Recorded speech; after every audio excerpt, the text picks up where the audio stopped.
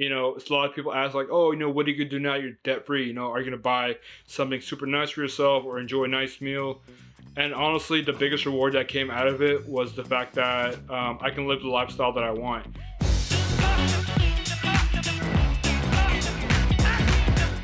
Hello and welcome to Practical Personal Finance, where you get the information you need to understand and succeed with money. I'm Andrew Shear, and today I'll be joined by John McCallion for a debt-free story. John is an author and YouTuber from Los Angeles. He has a tremendous amount of experience in sales, and he's currently working on writing his third book. John received his bachelor's in business administration from California State University, Los Angeles, and he's really into sports, especially basketball. And now, without any further delay, here's my conversation with John McCallion.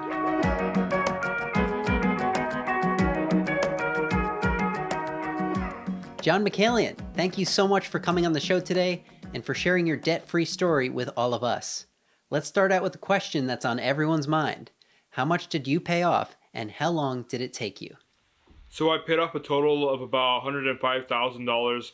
I know it's a lot of money, and it hurts me every time I think about it or say it because it could be a down payment on a house. But yeah, I paid off the 105,000 in about a little under 3 years. Awesome. And what kind of debt was it? So the majority of it was about student loans. It was about $32,000. The rest, $10,000 was about some dental debt, some braces. Braces are off, so paid off literally, and the rest of it was just credit cards. And also, by the way, along the debt-free journey, I decided to buy a brand new car, so I paid that off as well. What is it that got you started on this journey? Really good question. When I first started, I was just kind of paying off my credit cards. The way I look at paying off credit card debt is that it's similar to weight loss. You eat less and then you work out as much as you can, right? So with paying off debt, you spend at the least as you can, and then you make the most that you can. So I was kind of just chugging along, paying off my credit cards, and then I think about a year into that journey, I came across Dave Ramsey. I'm sure a lot of us have, and the debt-free screams really got me fired up, and it just kind of got me working, 3 jobs, 7 days a week. I did that for about an entire year in 2019. So I worked 3 jobs. So 9 to 5 was my sales job. And, right after that, I would go do whatever gig work or side jobs I had lined up for that day. And then on the weekends, on Saturdays, Sundays, I worked a retail sales job, just selling computers. So yeah, I mean, I did it for a year straight. I was super burned out. I think the only time that I took a day off was my birthday, and that's it. But I was so burned out that I didn't know, what time it was, what month it was, what day it was. It was just the same thing every day, literally every day. So, and then, about a year after going through that, the pandemic hit, the lockdowns came. And, fortunately, I was blessed enough that the pandemic didn't really hit me too hard financially. I was still able to, keep my debt payoff journey going, paid off the remainder. And, here I am now talking to you. So it's all good. What did your annual income look at the beginning of your debt-free journey versus now at the end? So when I first started, I think it was around $50,000, and then by taking up extra hours or extra work, I think the highest was around 65 to 70, somewhere around there. Did you sell anything throughout the process that helped you knock out some of the debt? Yeah, absolutely. I sold everything that had value and I didn't need at the moment. If I didn't need it, in that time or 6 to 12 months, I sold it. So shoes, clothes, electronics that I didn't need from my own belongings, I sold it. And just threw everything that I can at debt. When you're as Dave calls it, gazelle intense. You're just you don't care about keeping anything. You just want to get out of debt, and the sooner you get out of it, the better. So you're just like, oh, well, how many more hours can I work, or what can I sell? So yeah, I just sold everything that I didn't need at that moment. Take me through what your monthly budget looks like. What are your biggest line items and what are you spending in those areas? So this is gonna sound crazy, but I actually didn't do a budget. The reason why I didn't do that is because every time I paid something, I wanted it to think about it. I wanted to think about whether or not I could actually decrease that. Because I feel like if I did a budget, then I would allocate certain funds to that line item, and it would kind of be a cop out. Like if I were to allocate like 200 bucks to food or to food and going out, I would be okay. Like, you know what? It's in the budget, 200 bucks. But no, I actually wanted to spend as little as I could. So like every time I went out, I wanted to see if I could go out less, or if I went out, I could spend half. So every time I paid something, I wanted to challenge it, and that way I can throw more money at the debt. Biggest line item obviously is rent. That was about so after college, I had the luxury and the blessing of being able to move back with my parents. That was tough because in college you get used to living, living on your own. So moving back in with your parents is kind of tough. But you know what? In the name of getting out of debt, I did it. So yeah, about 500 bucks for rent. I would say about 100 to 150 bucks for food, and then car insurance and just small things like that. So I would say I was probably spending around $1,000 or $1,100 a month, and then everything else was going to debt. So I know you got this new car in the middle of your debt-free journey. What was your transportation like before that, and what's it like with the new car now? So back then, I had a little two-door car. I actually loved that. It was super fun to drive, but I needed something more practical, and that's why I got the RAV4. It's great for road trips, and obviously, before the pandemic hit, it was great because I could take myself, my friends, and sometimes my family members on road trips. So that's kind of why I bought it. It was just really for practicality. What do you think was the most difficult part about paying off all your debts? Oh man, it was just a grind. Like I said, in 2019, I worked all of the whole year. Three jobs, 7 days a week, and that was probably the hardest part.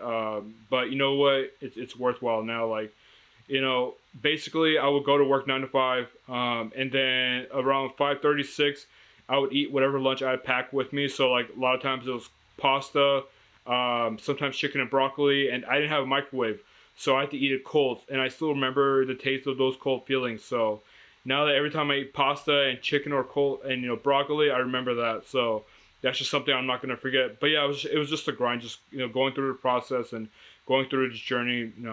That was kind of the toughest part. What have you learned about yourself from going through this process and all those difficult times? I've learned that I don't want to go through it again.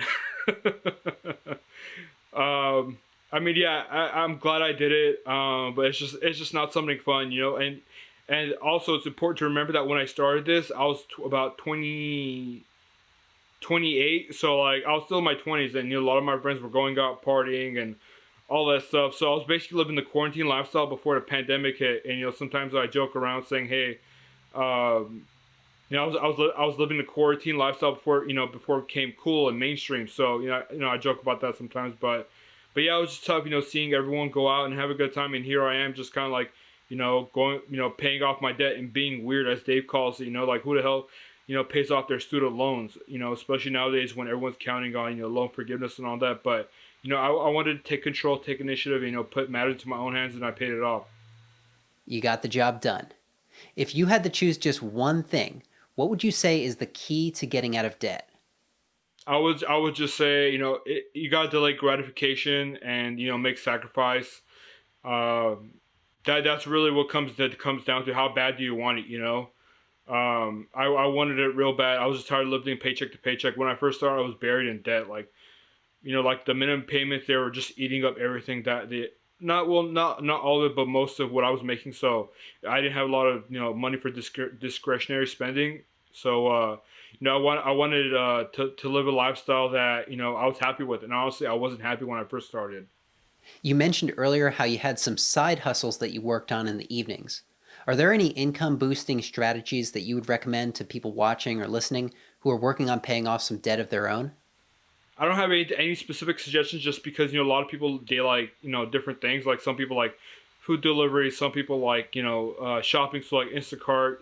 Some people they like rideshare because you get to interact with people in the car. So you don't have to, okay. The biggest thing I want people to know is that you don't have to do DoorDash, delivery, Uber, or those specific things to get out of debt. You can do anything that's going to generate income. So even things that you don't think of, like dog sitting, babysitting, you don't have to do anything flashy. Just do something that that's gonna make money. And also, I think the biggest takeaway for me is that I was a first generation college student. I had a brand new bachelor's degree, and here I was, taking odd jobs or taking side jobs that honestly a lot of people my age don't want to take. They want that that six-figure income right out of college, and especially nowadays, it's getting harder and harder to do that. So if you have debt to pay off, pick up some side hustles and get it done. When we were talking about expenses and spending earlier, it sounded like you were constantly in competition with yourself to spend less and less every month. What are some expense reduction strategies that you would recommend to the audience? Oh man, that's a good one. Car insurance. Take a look at your policy. See if if you're overpaying or if you have too much coverage. Food. When you're young, eating out is a big one. Even if you decide, to cook at home most of the week and only go out and eat once a week or twice a week, that makes a huge difference because cooking at home is just so much cheaper than going out and eating. But yeah, the biggest place that I cut my expenses was going out because I'm an extrovert. I love being around people. I was going out a lot, and that's the part where I cut the most. Which of your debts were you happiest about paying off and why? I'm glad you asked. It's definitely student loans. I know it doesn't seem like a big deal because you can some people think that you're just gonna pay it off for the rest of your life, but honestly, with the student loan, the news and all the media around it, I don't know how much we're at now, 1.5 trillion, as student loan debt as a country. So just not being a statistic, it just it's super. I'm super stoked about it. What are your thoughts on student loans in general? Yeah, I mean, if you're 18 years old, 19 years old, or up until 22, 23, if you're thinking about student loans, I wouldn't say don't get them, but use it as a last resort and don't get into debt for something really stupid, or something that doesn't have an ROI. So like, I think now with so many people in debt and so many people having degrees, I think you have to be really selective when it comes to having a college degree. So, STEM is a big one: science, technology, engineering, math. That's a really great field to go into. Or if you want to be a doctor, like that requires, formal education. But, I honestly, if you're gonna go to college, like it's okay, go to history or something that you really enjoy, but just don't take out on debt because the chances are of you being able to pay off a bunch of debt or a large amount of debt with with something that it's not very financially lucrative, it's becoming more and more difficult each day, especially with the pandemic. I think job market's shifting. I think a lot of jobs that were there before pre-pandemic aren't going to be there now, or even if they are, they're going to be a lot harder to find and you're going to pay less. So just be really selective on what your major is. I know private colleges or like out-of-state colleges are really nice. The biggest thing that I enjoy doing and really saved me was going to a community college. I went to a two-year community college. Honestly, had a great experience. I know there's a huge stigma if you go to community college, you're stupid or your GPA is really low. Honestly, my GPA was low when I went there, but I actually did really well. So by the time I transferred to San Diego State, it was a 3.3, so I did really well. But I actually had a better educational experience at a community college because from the smaller class sizes. So yeah, I'm a huge advocate of community college. So if you think about going to college, try to go to a community college that transfers out to the school that you want to go to. Save some money there, and don't get into debt if you can't. How does it feel now to be out from under the burden of your debt? Oh man, you can say that again.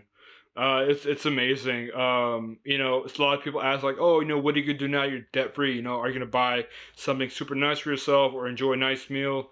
And honestly, the biggest reward that came out of it was the fact that I can live the lifestyle that I want. I'm an entrepreneur at heart, so not being in debt allows me to have more time where I could take risk for my businesses. I could take time off, or I could take, I could work 80 or 200 hours a week. I have that freedom with my time, so that's just been the biggest reward for me. So I know you said it's mostly about lifestyle for you and being able to take risks, but are you doing anything special or buying yourself something cool to celebrate becoming debt free? Yeah, I'll probably buy myself a really nice meal. That's what I like to hear. Last but not least, if you could go back to the beginning of your debt free journey and tell yourself one thing, what would it be? Don't get into debt. But yeah, it's just something that, as Dave calls a stupid tax, I just chalked up as stupid tax. If I could tell myself one thing, I don't know, I would tell myself to probably slow down, but I don't think I would listen to myself. I mean, not toot my own horn, but I feel like I did everything right, or at least I did everything that I could, everything that I thought was right at the moment. I don't have any regrets, so, there's nothing where I would, tell myself if I could go back. I would just say, just don't get into debt, but that's pretty much it.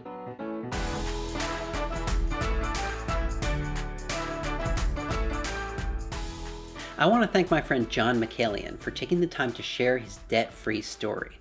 I love how John stressed the importance of community college as a pathway to a debt-free college education. I strongly believe that community colleges will play a crucial role in combating the student loan debt crisis here in the United States. If you'd like to learn more from John, check out his YouTube channel. Link is down below. Have you recently become debt-free? Would you like to share your story and help inspire others? Leave a comment down below or shoot me a message on Instagram. If you enjoyed John's debt-free story, maybe you'll enjoy Will's. Click right here to learn about how he paid off over $100,000 in student loan debt. And if you'd like to show your support for my channel, click right here to become a subscriber. As always, thanks for watching. I'm Andrew Scheer, and I'll see you next time. 3, 2, 1. I'm debt free!